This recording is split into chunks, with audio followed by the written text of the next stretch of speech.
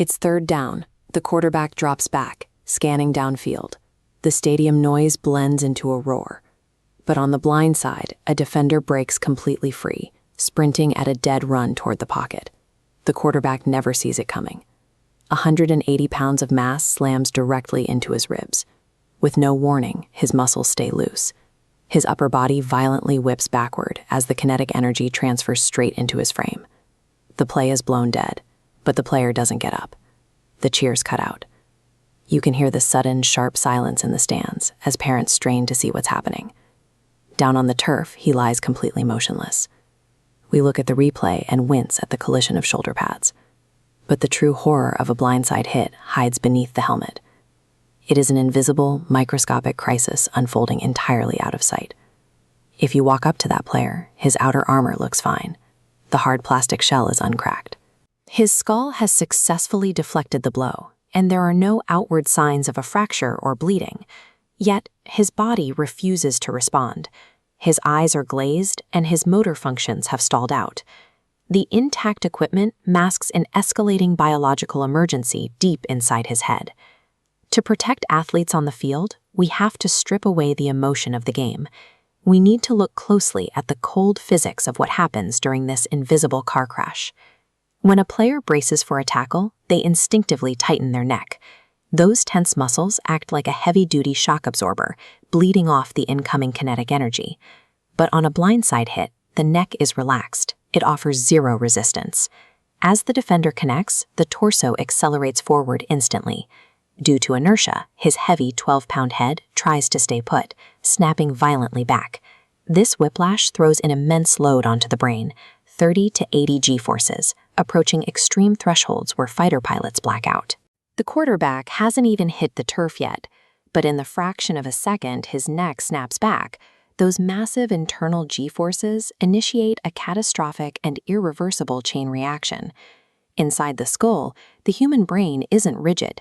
It has the consistency of soft, pulsating gelatin, floating suspended in a bath of cerebrospinal fluid. It is also incredibly delicate. A piece of brain tissue the size of a single grain of sand holds 100,000 neurons and 1 billion synapses. Multiply that complexity by 860,000, and you have the organ that controls everything you do. During a high-speed collision, the organ becomes a projectile. In the coup phase, the skull stops, but the brain keeps going, smashing into the front rigid bone. Then, in the contre-coup, it rebounds, ricocheting backward to slam into the rear cranial wall. Millions of years of evolution designed the skull to be our primary defense mechanism. But under the extreme speeds of a football tackle, that same bony vault effectively becomes the blunt instrument battering the brain. A straight front-to-back collision is bad enough, but real-world tackles are messy. They twist the body, generating violent, unpredictable rotational forces that aggressively torque the entire complex brain structure inside. This rotational shearing grabs delicate nerve fibers called axons, stretching and physically tearing them apart. Instantly, a neurometabolic cascade begins. Damaged cells rapidly dump potassium outward, while calcium aggressively floods in, creating a massive chemical imbalance that completely short-circuits the brain's electrical network. That microscopic chemical short circuit is the actual injury. It is an unstoppable biological reaction triggered by the physical tackle we saw on the field. If we know exactly how this damage happens, why does modern, highly engineered football gear fail to stop it? It helps to look at how protective equipment originated. Early football helmets were built to do exactly one thing: stop surface-level bone fractures. A thick leather exterior and minimal padding could keep a skull from cracking open on a stray knee or hard ground.